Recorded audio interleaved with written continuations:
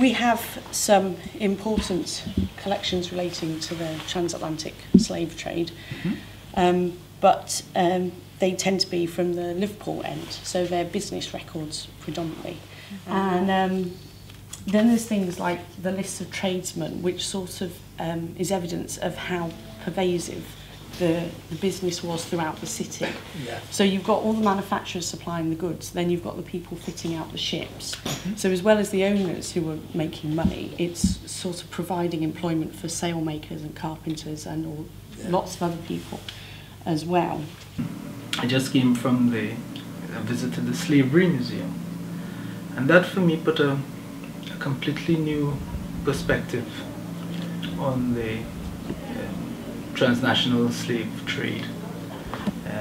Showed me Liverpool's part in that whole saga, but it also gave me a different perspective on the slave, or the African who was enslaved, Right.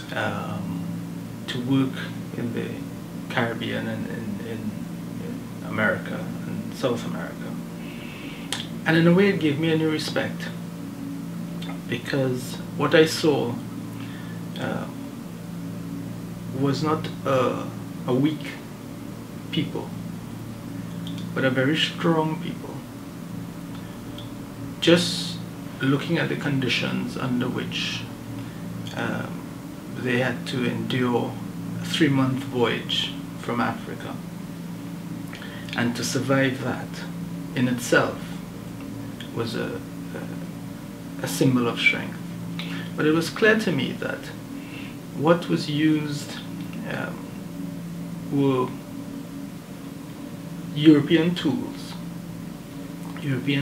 of economics, European tools of military tools that were not familiar to the African, because the African people at that time were clearly not involved in that kind of warfare or military action, military sophistication, and therefore it was easy to be trapped and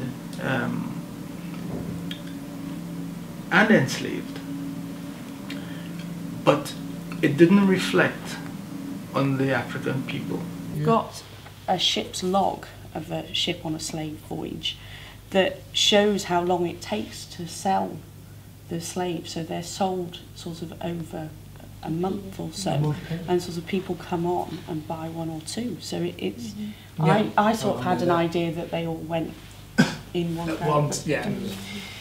I am not convinced that it was the goodwill of anybody that brought the end to slavery. I believe it was no longer economically viable, and I also believe that the enslaved reached a point where they were not willing to be enslaved anymore, and that is what conspired to bring an end to slavery. But to have gone through centuries of that kind of abuse and survive and prosper shows a considerable strength that is not necessarily readily apparent in other cultures.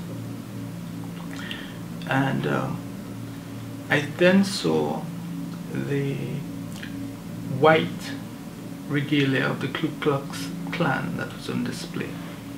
And immediately, what I saw was a symbol of cowardice, of people who hid themselves behind clothing, only displaying their eyes, to carry out the most despicable crimes against humanity, and for no other reason but their own insecurity. So I felt in a way comforted by my visit to the Slavery Museum this morning.